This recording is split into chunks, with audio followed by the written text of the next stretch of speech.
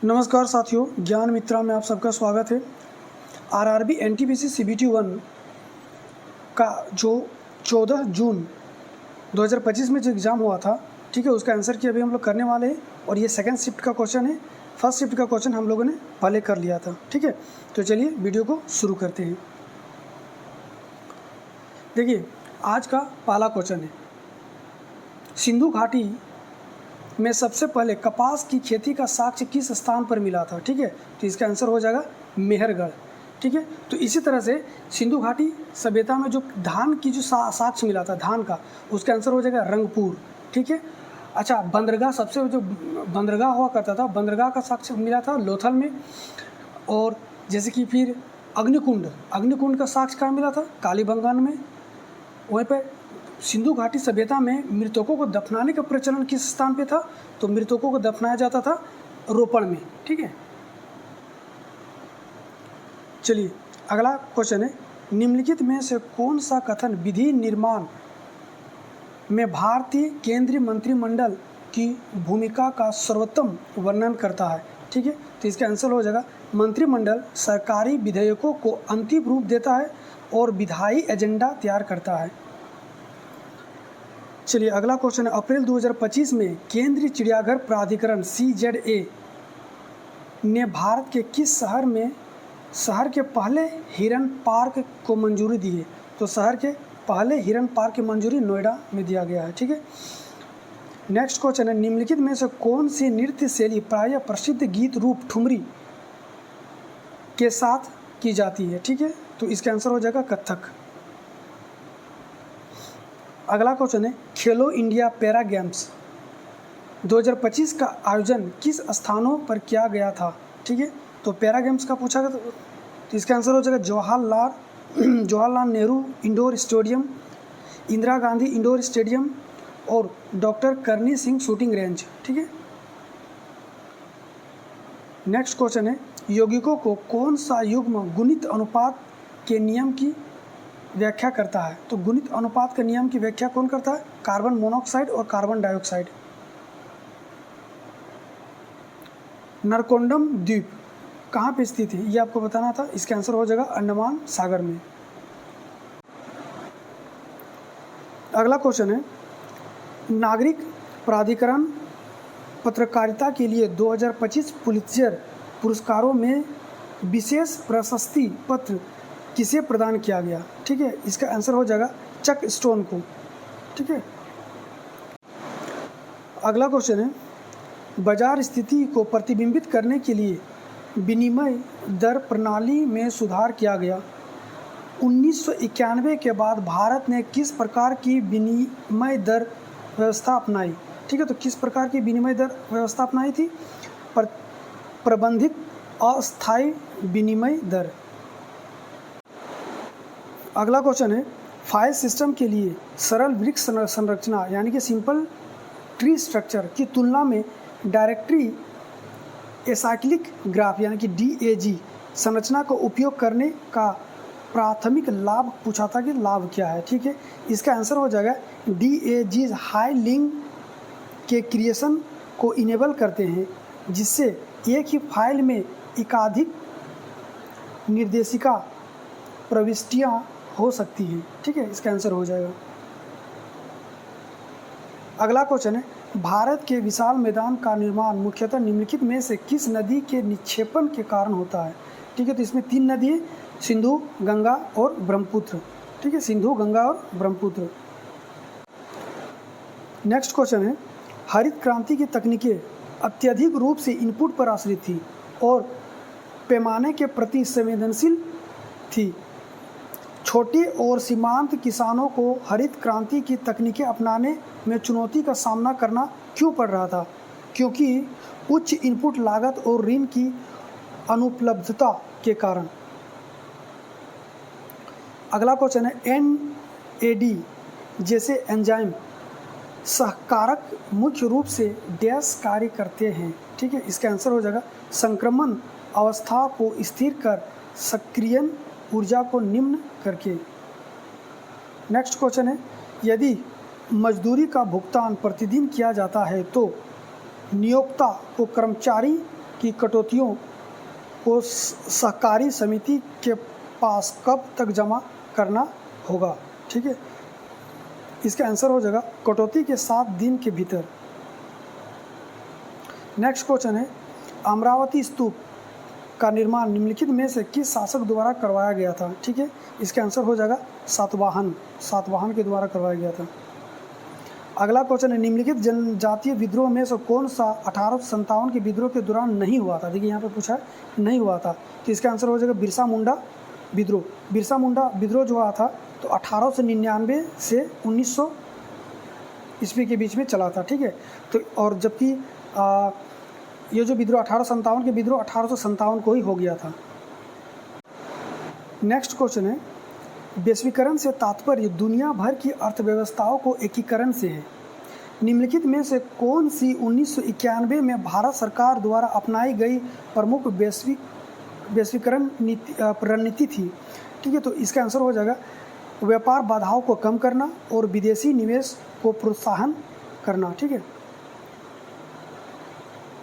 Next है, कौन भारतीय स्वतंत्रता सेनानी मार्क्सवादी और साम्यवादी विचारधाराओं को खुलकर समर्थन करने वाले पहले व्यक्तियों में से एक थे और उन्होंने मजदूर आंदोलन को भारतीय साम्यवादी पार्टी के गठन में अग्रिम भूमिका निभाई थी? ठीक है, इसका आंसर हो जाएगा एम एन रॉय।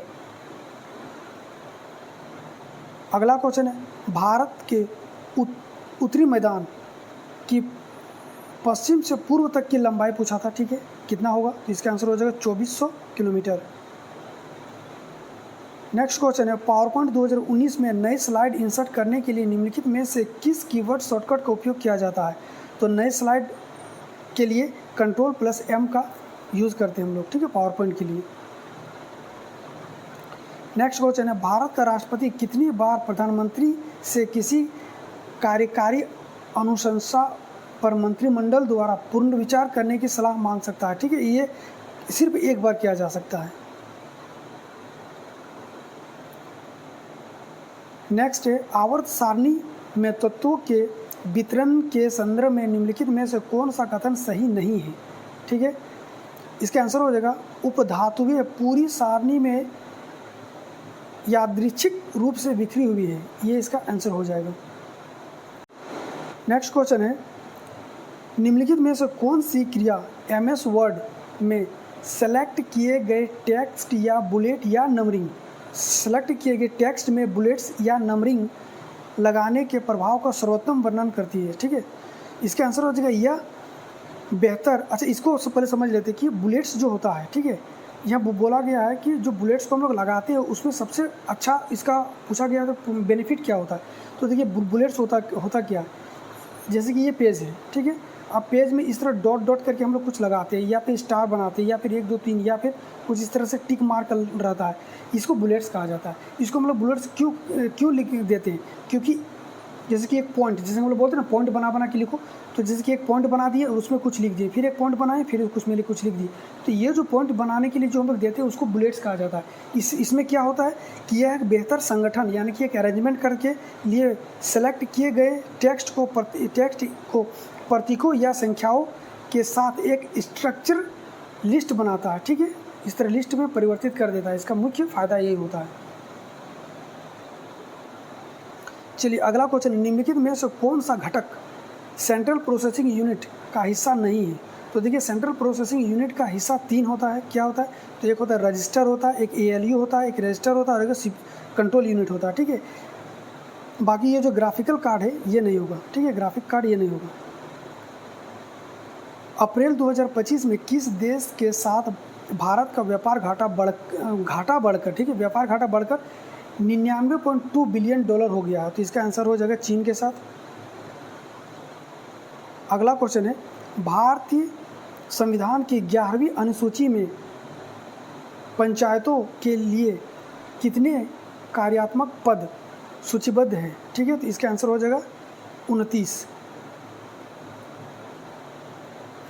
जनवरी 2025 में लिबिया लोबो सरदेसाई को उनके ऐतिहासिक योगदान के लिए पद्मश्री से सम्मानित किया गया। भारतीय इतिहास में उसकी क्या भूमिका है? तो इसका आंसर हो जाएगा वे गोवा मुक्ति संग्राम की कार्यकर्ता थी। ठीक है, अगला क्वेश्चन है, आधुनिक मदरबोर्ड में उच्च स्पीड संचार की सुविधा के लिए निम्न में से कौन सा घटक सीधे सीपीयू से जुड़ा होता है? तो इसका आंसर हो जाएगा नॉर्थ ब्रिज। ठीक है, अगला क्वेश्चन है, मिनिकॉय और मालदीव के बीच के चैनल को क्या कहा जाता है? मिनिकॉय और मालदीव के बीच का जो चैनल होता है उसको क्या बोला जाता है? तो इसका आंसर हो जाएगा 8 डिग्री चैनल। निम्नलिखित में से कौन सी सबसे बड़ी प्रायद्वीपीय नदी है? तो सबसे बड़ी प्रायद्वीपीय नदी पूछा है, इसका आंसर हो जाएगा गोदावरी। और अगर सबसे बड़ी नदी पूरा भारत में पूछता तो गंगा हो जाता। सबसे चौड़ी नदी ब्रह्मपुत्र। चलिए अगला क्वेश्चन है, कन्नौज के लिए त्रिपक्षीय संघर्ष निम्नलिखित में से किसके किसके बीच हुआ था? ये पूछा गया था आपसे क्वेश्चन। तो इसका आंसर हो जाएगा पाल, गुर्जर प्रतिहार और राष्ट्रकूटों के बीच में हुआ था। नेक्स्ट क्वेश्चन है, भारतीय उच्च न्यायालय अधिनियम वर्ष डैश में पारित किया गया था? भारतीय उच्च न्यायालय अधिनियम 1861 को पारित किया गया था। अप्रैल 2025 तक की स्थिति के अनुसार भारतीय संविधान की 8वीं अनुसूची में कितनी भाषाएं सूचीबद्ध किया गया था? आप लोगों को पता होगा 22 भाषाओं को सूचीबद्ध अभी किया गया है।